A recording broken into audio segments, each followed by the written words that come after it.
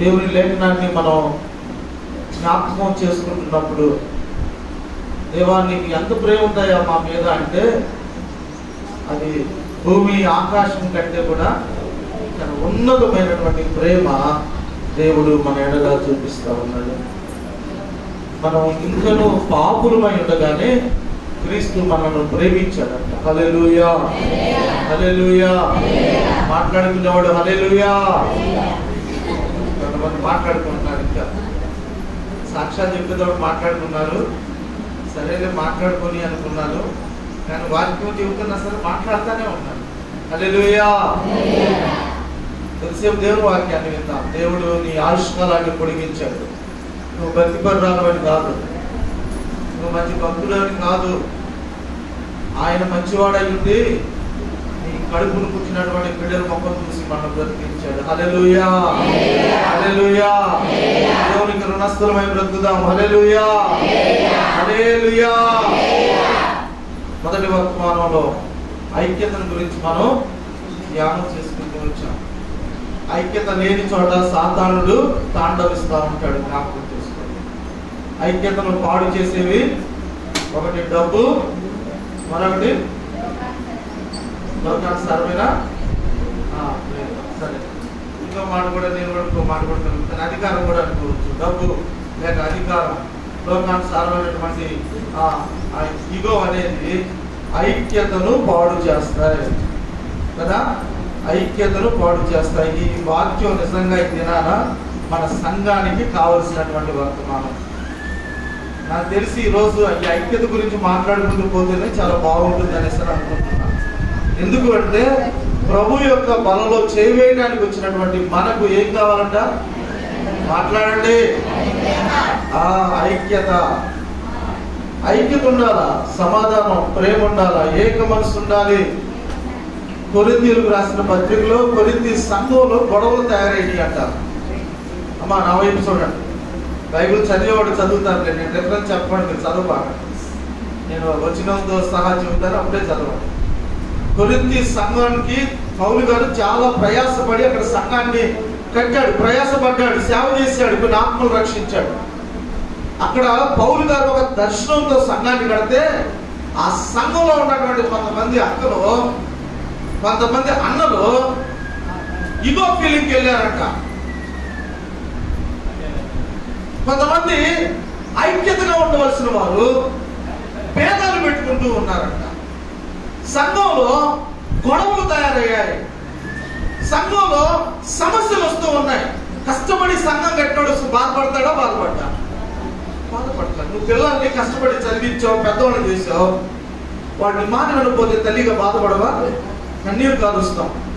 నేను చేసిన పొరపాటు ఏంటని చెప్పని మనం ఆలోచిస్తాం. దైవజనుడైనటువంటి పౌలు గారు కూడా కొరింథీ సంఘాన్ని కష్టపడి కడితే సంఘం అంతా కూడా ఏక మనసు లేకుండా, సంఘంలో కక్షలు, సంఘంలో భేదాలు, సంఘంలో సమస్యలు, హెచ్చుతగ్గులు. మేము ఉన్నవాళ్ళం, మీరు లేదు. మేము చదువుకున్నాం, మీరు చదువులేదు. ఇలాంటి సమస్యలు రావడం ద్వారా ఆ సంఘంలో ప్రియమైనటువంటి దేవుని బిడ్డలారా, సంఘస్థుల మధ్య విభేదాలు తలెత్తాయి. పౌలు గారు ఊర్లో లేడు, సంఘాన్ని కట్టాడు, వెళ్ళిపోయాడు. మరి సంఘానికి పౌలు గారికి ఎలా తెలిసిందయ్యా అంటే, ఒక స్త్రీ ద్వారా దైవజనుడైనటువంటి పౌలు గారికి వర్తమానం తెలిసిందంట. హల్లెలూయా. ఆ స్త్రీ ఎవరో చెప్పండి? క్లోయో అనబడినటువంటి ఒక స్త్రీ ద్వారా పౌలు గారికి ఒక ఉత్తరం రాసిందంట. అయ్యా పౌలు గారు, ఇదిగో కొరింథీ సంఘంలో గొడవలు ఆడుకుంటున్నారు, అయ్యా ఐక్యతలు. ఆ ఉత్తరం చదివినటువంటి పౌలు గారు తిరిగి ఆ సంఘానికి పత్రికలు రాస్తూ వచ్చారు. నిజంగా ఈ 133వ కీర్తన ఇంకొక దీనికి సంబంధించినటువంటి ఒక మాట కూడా ఉంది. దయచేసి మీరు ఈరోజు కొద్ది సమయం ఎక్కువైనా మన్నించాలి, తప్పదు. ఇంగ్లీష్లో వస్తే సామెత అవుతుంది, without cooperation there is no operation. Operation చేయాలని ఎంతమంది ఉంటారు? ఒకరి వల్ల ఇద్దరు ముగ్గురు ఉండాలి కదా, ఒకరి వల్ల కోఆపరేట్ చేసుకోవాలి. ఐక్యత లేకపోతే ఆపరేషన్ కూడా భాగ్యం గారి ఉందా? ఒకడే చేస్తుంది ఆపరేషన్ మాత్రం. ఎనస్థీషియా మద్దించి చేయడానికి ఒక అర్థం రావాలి కదా, నర్సులు ఉండాలి, కంపౌండర్లు ఉండాలి. ఐక్యత ఉండాలి. కలిసి ఉంటే. పోయిన వారం మనం ఒక వర్తమానాన్ని ధ్యానం చేస్తాం. ఎవరైనా గుర్తు చేస్తారా దేవుని బిడ్డలు? మనం కూడా మధ్య ఏం చేస్తామంటే రీసెస్ టైం ఒక 5 నిమిషాలు టైం విడిచి పెడితే కొద్దిగా ఫ్రీ అవుతారు. పోయిన వారం జకరియా గ్రంథంలో నుండి ఒక వాక్య భాగాన్ని మనం ధ్యానం చేసాం. అక్కడ జకరియా గ్రంథం ద్వారా దేవుడు ఇశ్రాయేలు ప్రజలతో మాట్లాడుతూ చెప్తున్న మాట ఏంటంటే, ఇశ్రాయేలు ప్రజలారా, నేను మిమ్మల్ని పాలుదేళ్లు ప్రవహించు కనాను దేశాలను నడిపించి మిమ్మల్ని నేను స్థిరపరిచాను. మిమ్మల్ని నేను అన్ని విషయాల్లో ఆశీర్వదించి అభివృద్ధిని కలుగజేస్తే, బహుగా అభివృద్ధి చెందిన తర్వాత, ఆశీర్వదించబడిన తర్వాత మీరు నాకు ముఖాన్ని చూపించకుండా ఏం చూపిస్తున్నారు? వీపును చూపిస్తున్నారు. అయినప్పటికీ కూడా అయినను ఇప్పుడైనా మీరు నా తట్టు తిరిగితే నేను మీ తట్టు తిరుగుతాను అన్నాడు. ప్రియులారా, ఆ రోజు నుండి ఈ రోజు వరకు కూడా దేవుని ప్రజలు దేవుని యొక్క సన్నిధిలో కనిపించకుండా, దేవుడు చేసినటువంటి మేలుకు రుణపడి బ్రతకకుండా, దేవునికి ఇష్టమైనటువంటి ప్రవర్తన జీవించకుండా, ఆ రోజు నుండి ఈ రోజు వరకు కూడా అవిధేయతను కనపరిచే వారిగా ఉన్నారు. ఎలా ఉన్నారంట ప్రజలు? అవిధేయులు. ఇశ్రాయేలు ప్రజలు మెడవంచని జనాంగంగా తయారయ్యారంట. హల్లెలూయా. ఎలాంటంట? మెడవంచని, స్టిఫ్ నెక్డ్ పీపుల్, మెడవంచని జనాంగం. వాడు అక్కడ ఉంటాడు, వాడు ఎన్ని దెబ్బలు పెట్టా వాడు ఒళ్ళొప్పిస్తాడు, నెత్తి చూస్తా ఉంటాడు. ఈ తల్లి పడకేరా వెళ్తావా, నేను వెళ్తాను, నువ్వు కొట్టినా వెళ్తా, గుండిగా తయారవుతాడు. ఇశ్రాయేలు ప్రజలు కూడా పరిశుద్ధుడైనటువంటి దేవుణ్ణి విడిచిపెట్టి, సాహస కార్యములు జరిగించినటువంటి దేవుణ్ణి విడిచిపెట్టి, అన్య జనాంగాన్ని, శత్రువులను తరిమివేసి తన ప్రజలకు స్వాస్థ్యాన్ని ఇచ్చి పాలుదేళ్లు ప్రవహించు కనాను దేశాన్ని నడిపించిన నీ రక్షకుడైనటువంటి దేవుణ్ణి విడిచిపెట్టి ప్రజలు దేవునికి అవిధేయులుగా బ్రతుకుతున్నటువంటి దినాలు. ఈ మధ్యాహ్నం ప్రభు బల్ల దగ్గరకు వచ్చినటువంటి మనం ఎలా ఉన్నాం? ఏప్రిల్ నెలంతా నీ విశ్వాస జీవితం ఎలా నడిచింది? రక్షించబడిన వాళ్ళు ఉన్నారుగా, బల్లలో చేయవేయనోళ్ళు కూడా ఉన్నారు కదా. నేను కొంతమంది గమనిస్తాను, కొంతకాలం నుండి చూస్తున్నా, వాడు ఎప్పుడు బల్ల తీసుకోరు. కనీసం ప్రార్థనలా గడుపుతారా? అసలు గడపరు. మరి ఏంటి జీవితం? చచ్చిపోతే అగ్నిగుండానికి వెళ్ళడానికైనా మేము సిద్ధమే, కానీ మేము మాత్రం లోపడం. ఏంటి ఉపయోగం? ఏప్రిల్ నెల నీ విశ్వాస జీవితం ఎలా నడిచింది? ఓ విశ్వాసి, ప్రభుని సేవించడానికి ఆయన ఆలయానికి వచ్చావు కదా, పరిశుద్ధ అలంకారములు ధరించుకొని ఆయన ఎదుట సాగిలు పట్టడానికి వచ్చినటువంటి మన దైనందిన జీవితాలు ఏప్రిల్ నెల మనం ప్రభుని మహింపరిచామా? గడిచిన నెల, గడిచిన దినాలు మనల్ని బట్టి ప్రభు సంతోషిస్తా ఉన్నాడా? ఈ దినాన ఎటువంటి ఉద్దేశం లేక ఎటువంటి మనసు కలిగి మనం ప్రభు బలంలోకి మనం వస్తున్నాం? పరీక్షించుకోవాలి. మధ్య నేను విస్తరించి మాట్లాడటానికి ఇష్టపడలేదు, కానీ ప్రియులారా, దైవ లేఖనాల నుండి కొన్ని హెచ్చరికలు మనం చూద్దాం. నిలబడి నేను కూర్చున్న మనందరూ కూడా ఈ హెచ్చరికలు బట్టి మన యొక్క హృదయాలు లేక మన యొక్క జీవితాలు ఎలా ఉన్నాయో పరీక్ష చేసుకొని ప్రభు బలంలోనికి మనం వెళ్దాం. దయచేసి చూడండి, కొరింథీయులకు రాసిన మొదటి పత్రిక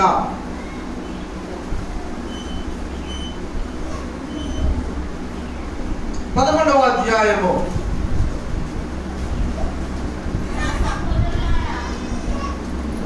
చెప్పాను నేను, చెప్పలేదు కదా. 28వ వచనం, కాబట్టి ప్రతి మనుష్యుడు తనను తాను పరీక్షించుకొనవలెను. నెంబర్ 1. 23వ వచనం చదవండి ఎవరైనా.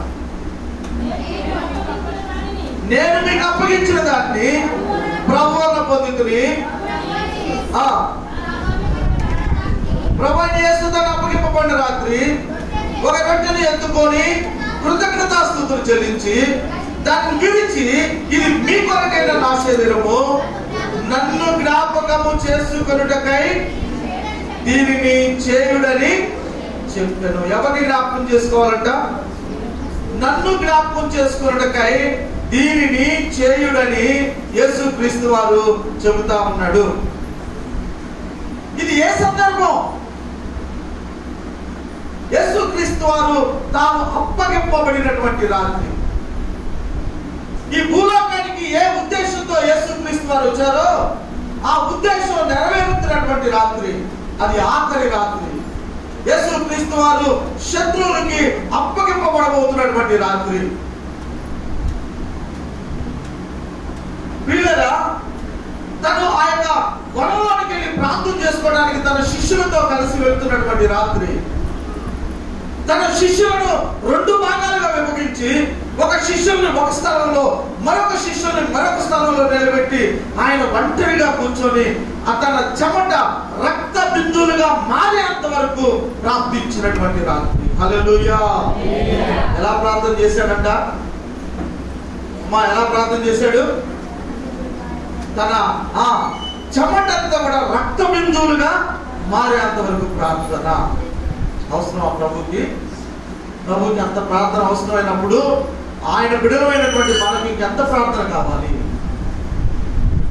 కాబట్టి సంఘం ఎక్కడైతే ప్రార్థన చేస్తూ ఉంటుందో అక్కడ అభివృద్ధి అనేది కనిపిస్తూ ఉంటుంది. హల్లెలూయా, హల్లెలూయా.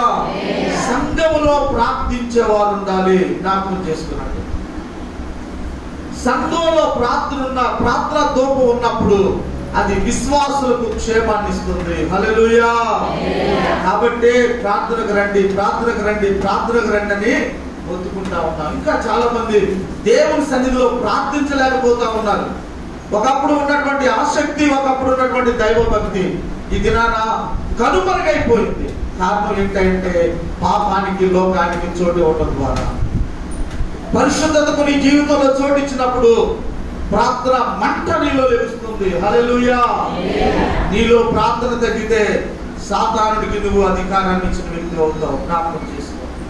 ఇక్కడ యేసుక్రీస్తు వారు రాత్రంతా ప్రార్థనలో గడుపుతున్నాడు.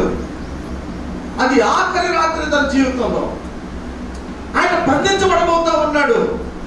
ఆయన శిలువ శ్రమలు ఆయన కోసం కాచుకొని ఉన్నాయి. భయంకరమైనటువంటి మరణ శిక్ష ఆయన అనుభవించబోతా ఉన్నాడు. అవన్నీ అనుభవించడానికి ముందుగా యేసుక్రీస్తు వారు ఒక పాత్రను, రొట్టెను తీసుకొని దానిని విరిచి, ఇది మీ కొరకైన నా శరీరము, ఎవరిని జ్ఞాపకం చేసుకోమన్నాడు? నిద్రపోయేవాడు లేకపోతే ఎవరిని జ్ఞాపకం చేసుకోమన్నాడు? నన్ను జ్ఞాపకం చేసుకోమన్నాడు యేసుక్రీస్తు వారు. ఈ మాటలు గుండెల మీద రాసుకోండి. బైబిల్ గ్రంథంలో యేసుక్రీస్తు వారు 2 సందర్భాల్లో జ్ఞాపకం చేసుకోండి అని చెప్పాడు. ఒకటి, తన శరీరాన్ని తినేటప్పుడు ఆయనను జ్ఞాపకం చేసుకోమని చెప్పాడు. రెండో మాట, ఎవరిని జ్ఞాపకం చేసుకోమన్నాడు? లూకాసు వార్తలో రాయబడి ఉంది. చదువుతాం. 17వ అధ్యాయము 32వ వచనం. లూకాసు వార్త 17వ అధ్యాయము 32వ వచనం. లోతు భార్యను జ్ఞాపకం చేసుకోనండి. ప్రియులారా, ఈ మాట కూడా స్వయాన యేసుక్రీస్తు వారే చెప్పాడు. ఒకటి, తన శరీరాన్ని జ్ఞాపకం చేసుకోవాలి. రెండవదిగా లోతు భార్యను జ్ఞాపకం చేసుకోవాలి. ఈ మధ్యాహ్నం లోతు భార్యను జ్ఞాపకం చేసుకోవడానికి లోతు భార్య విశ్వాస, లోతు భార్య ప్రార్థన పరురాల, లోతు భార్య సమర్పణ జీవితం కలిగినటువంటి స్త్రీయా? లేదు. ఇంతకీ లోతు భార్య ఎవరు? పేరు రాసిందా బైబిల్ గ్రంథంలో? లేదు. ప్రియులారా, బైబిల్ గ్రంథంలో దేవుడు కొంతమంది పేర్లు రాయలేదు.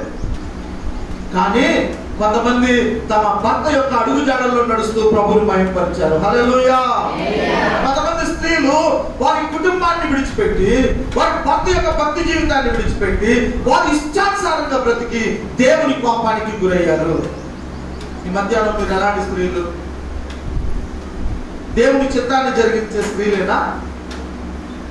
శారా తన భర్తను ఏమని పిలిచిందంట? నా యజమానుడు అని పిలిచింది.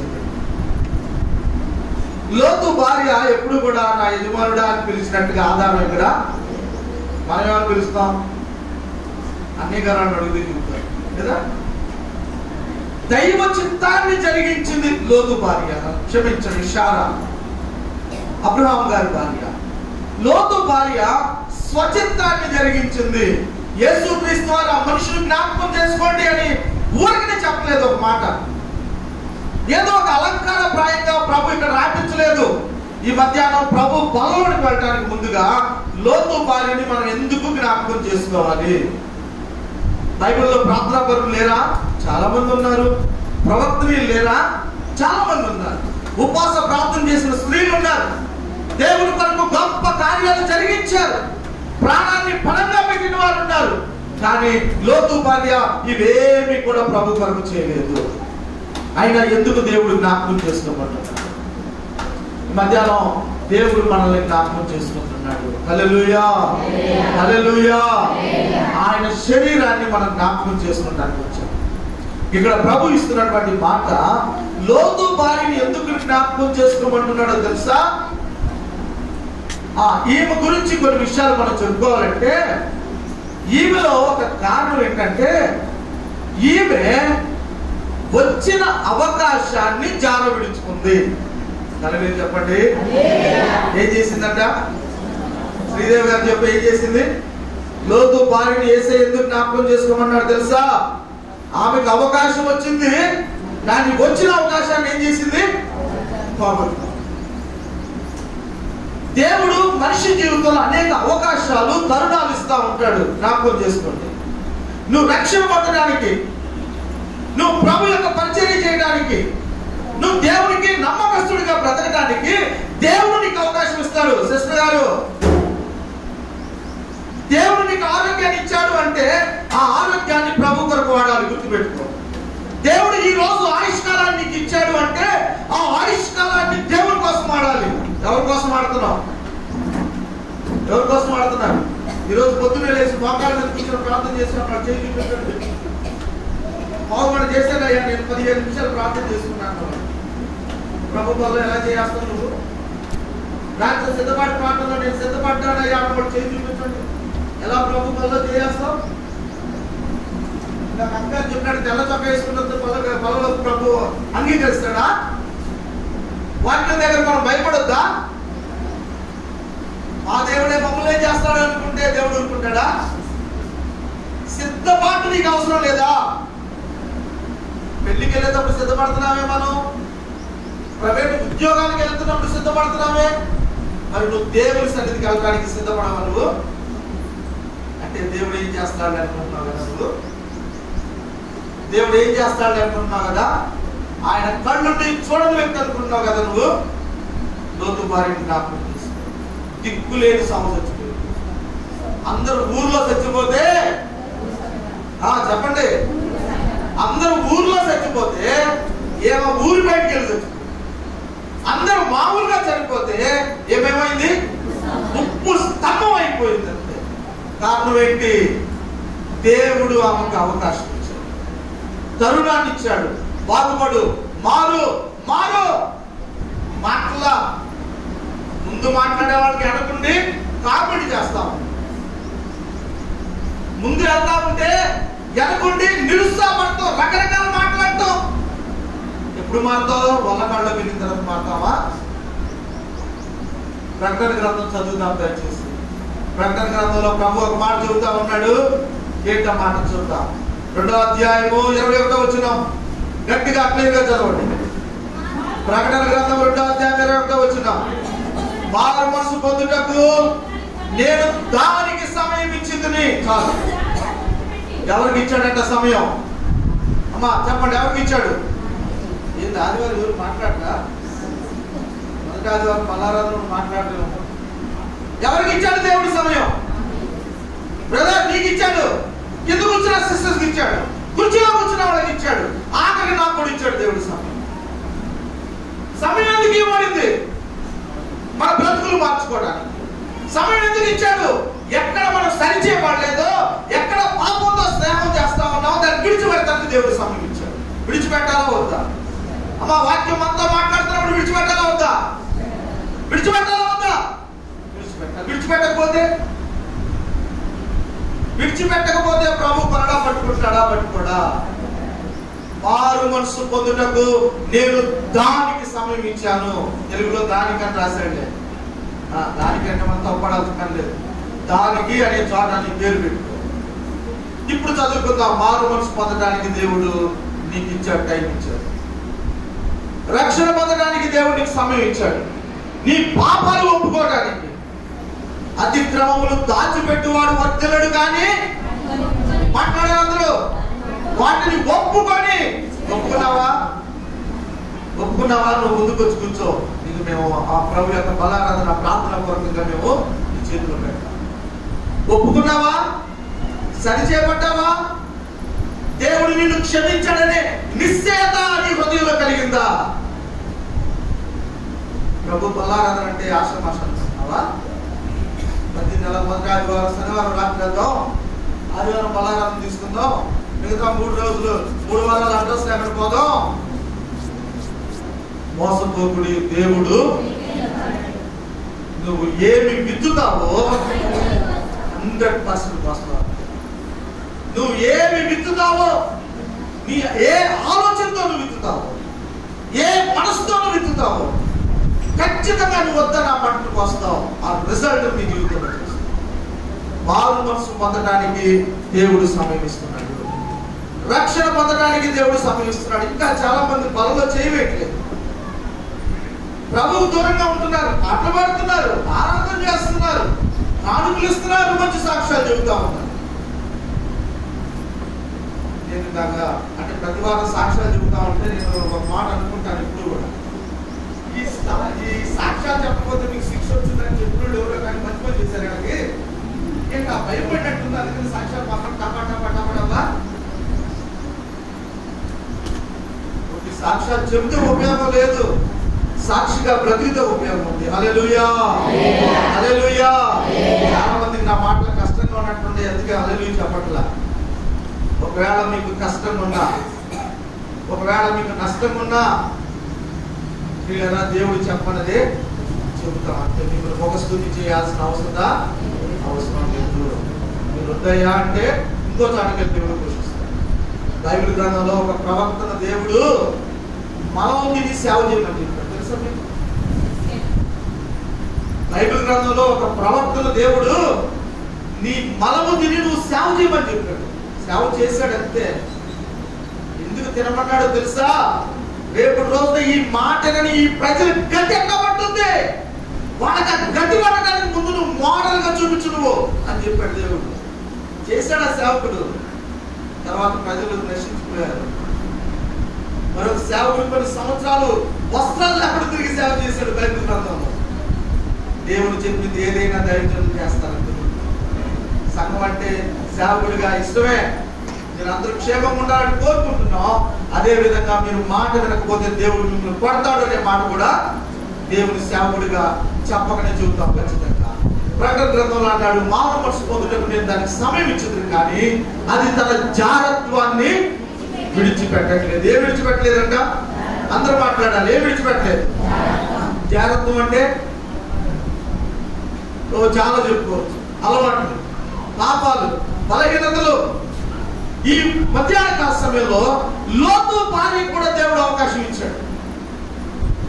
లోతు ఇంటికి దేవుడు సేవకులు వస్తే అమ్మా లోతు పరిగెత్తుకుంటూ వెళ్ళి వాళ్ళకి సాష్టాంగ నమస్కారం చేసి వారికి పరిచర్య చేశాడని బైబిల్ గ్రంథం చూద్దాం. కానీ లోతు భార్య కుర్చీలో నుండి లేకపోలేదంట. ఎవరు వచ్చారు వాళ్ళ ఇంటికి? యావదూతలు వచ్చారు. లోతు పరిగెత్తుకుంటూ వెళ్ళి, దేవుని బిడ్డలకు ఎలాంటి మనసు ఉండాలో తెలుసా? పరిగెత్తుకుంటూ వెళ్ళి పరిచర్య చేసే మనసు ఉండాలి. ఆశగా వస్తున్నాడా? రే కట్టేసాడు, తలిపేసాడు. ఆయన వస్తే గంటసేపు బయటకు తింటాడు. లోతు భార్యకి దేవుడు అనేక అవకాశాలు ఇచ్చినా ఆమె జీవితాన్ని మార్చుకోలేదు. ఐరన్ పిల్లర్ అయిపోయింది, ఇనప స్తంభం అయిపోయింది అంతే. ఈ రోజు మనం ఆ దేశానికి వెళ్ళినా ఆమె ఇనప స్తంభంగానే అక్కడ, ఉప్పు స్తంభంగానే అక్కడ. కారణం ఏంటి అంటే దేవుడు అవకాశం ఇచ్చాడు. దేవుడు వాక్యం ద్వారా మాట్లాడుతూ ఉంటాడు. తన అక్కగారు చెబుతా ఉంటారు, అక్క చెబుతా ఉంటే నాకు కొన్ని విషయాలు జ్ఞాపకం వస్తా ఉంటాయి. నాకు వచ్చినాయి అక్క చెబుతా ఉంటాను. ఈ ఎవరెస్టుల గురించి చెబుతున్నప్పుడు నాకు యాకోబు రాహేలు గుర్తుకొస్తా ఉన్నారు. సరే అక్క ఒకవేళ మాట చెప్పడం వల్ల మనం చెబుదాం అనేసి అనుకుంటే మొత్తం చెప్పేసింది అక్క. బైబిల్ గ్రంథంలో మొట్టమొదటిగా ప్రేమించి పెళ్లి చేసుకున్నాడు ఆయన యాకోబు. రాహేలు కోసం చాలా ఇష్టపడి పెళ్లి చేసుకున్నాడు. దాని పెళ్లి ఫెయిల్ అయిపోయింది అంతే. ఎంత ఇష్టపడ్డాడో రాహేల్ని, మధ్యలో చచ్చిపోయింది.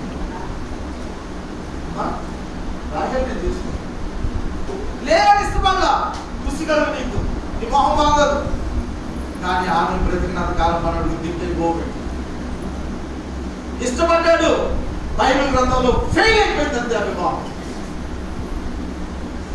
కాబట్టి మధ్యాహ్న కాల సమయంలో లోకము దాని ఆశ గతించును, కానీ దేవుని చిత్తాన్ని జరిగించేవారు నిరంతరం నిలుస్తారు. హల్లెలూయా.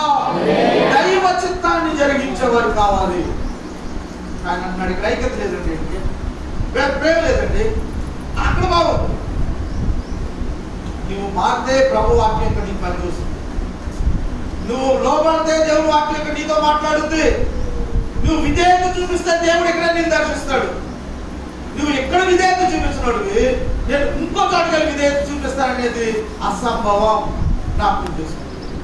కాబట్టి మధ్యాహ్నం నీవు కూడా లోతు భార్యలాగా సమయాన్ని సద్వినియోగం చేసుకోకుండా పాడు చేసుకుంటూ వ్యర్థపరుచుకుంటూ ముసలమ్మ ముచ్చట్లు, ఫోన్లో ముచ్చట్లు, టీవీలో ముచ్చట్లు చూసుకుంటూ దైవ రాజ్యం కొరకు సిద్ధపడకుండా, నీ పిడుగు కొరకు, నీ కుటుంబం కొరకు ప్రార్థించకుండా ఒకవేళ ఇంకా నువ్వు జీవిస్తా ఉంటే మధ్యాహ్నం ప్రభు వాక్యం మనతో మాట్లాడుతూ ఉంది. దేవుడి ప్రేరానికి సమయం ఇస్తా ఉన్నాడు. నీ అవిధేయతలు ఒప్పుకోవాలని ప్రభు మనతో మాట్లాడుతూ ఉన్నాడు. ఇంకొక మాట నేను చెబుతాను. లోతు భార్యను దేవుడు ఎందుకు జ్ఞాపకం చేసుకోమంటున్నాడయ్యా అంటే, మొదటి కారణం దేవుడు ఆమెకు అవకాశం ఇచ్చాడు, పాడు చేసుకుంటాడు. రెండో కారణం ఏంటయ్యా అంటే, ముందుకు కొనసాగవలసినటువంటి లోతు భార్య వెనుకకు తిరిగి చూసింది. హల్లెలూయా, హల్లెలూయా. ఏం చేసిందంటే ఆమె, చెప్పండి అందరూ మాట్లాడు. ముందుకు కొనసాగు అని దేవుడు చెప్పాడు, ముందుకు సాగిపోమని దేవుడు చెబుతూ ఉంటే ముందుకు వెళ్ళవలసినటువంటి లోతు భార్య. ఈరోజు కొంతమంది పక్క మొగాలు కనబడుతున్నాయి, నాకు ఒకసారి కనబడుతున్నారు వాళ్ళు. కొన్ని కొత్త మొహాలు నెలకొకసారి కనబడతా ఉన్నాయి. ముందుకు కొనసాగవలసినటువంటి నీ భక్తి జీవితం, ఆత్మీయంగా ముందుకు వెళ్ళవలసినటువంటి నువ్వు, లోతు భార్య ఏం చేసింది, ముందుకెళ్ళమ్మా నీవు బ్రతుకుతావని చెబితే ఆమె ముందుకు వెళ్ళకుండా స్వయాన దేవుడు మాట్లాడితే దేవుని మాట వినకుండా ఆమె ఏం చేసింది, వెనుకకు తిరిగి చూసింది, లోకం వైపు తిరిగి చూసింది.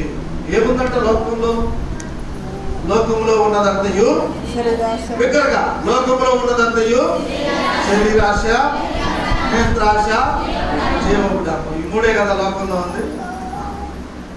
కళ్ళు చూస్తే వెంటనే బయటకు చూపేస్తాం, హృదయంలో వెంటనే ఆటోమేటిక్గా సిగ్నల్స్ ఆన్ అవుతుంది. కళ్ళు చూస్తే వెంటనే తినాలని కోరిక. అమ్మమ్మ గారు అదే చేసింది ఏదేరు తోటలో. ఆ పండు చూసింది వెంటనే, కళ్ళతో చూసింది వెంటనే మనసు సిగ్నల్స్ ఇస్తా ఉంది, ఇక తినేసే బాగుంటుంది తినేసి. ఏమైపోయింది ఆ రోజు అవిధేయత, ఈ రోజు మన మీద అది ప్రభుత్వం.